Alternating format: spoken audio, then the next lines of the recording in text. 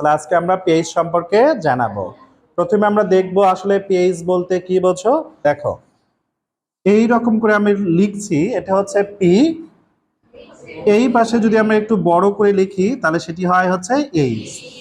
পিটা লেখা হয়েছে স্মল লেটারে আর এইচটাকে লেখা হয়েছে কি হ্যাঁ ক্যাপিটাল লেটারে। কিন্তু অনেকেই ভাবে এই পিএইচ লেখার সময় আমরা হয়তো বা পিটাকে নিচে লিখি আর এইচটাকে উপরে লিখি, এমনটি কিন্তু নয়।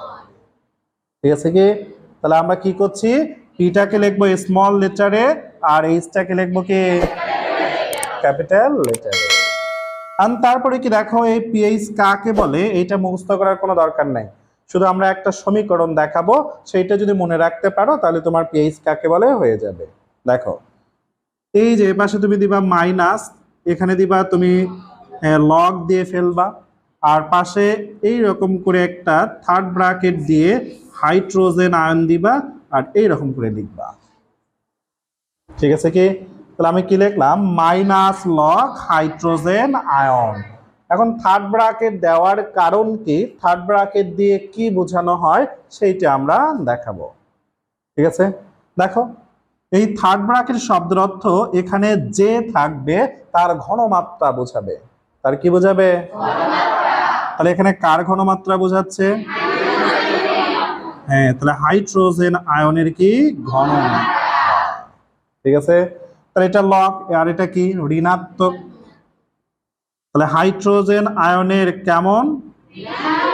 হ্যাঁ ঋণাত্মক।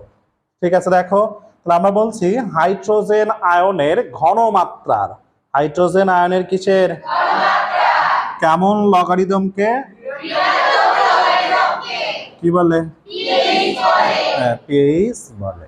দেখেন আপনি এইটা শুধু সমীকরণ মনে রাখেন তাহলেই হয়ে যাবে পিএইচ কি। তাহলে আমি আবার বলছি, তাহলে হাইড্রোজেন আয়নের ঘনমাত্রার, হাইড্রোজেন আয়নের কিসের কেমন লগারিদমকে কি বলে? পিএইচ বলে।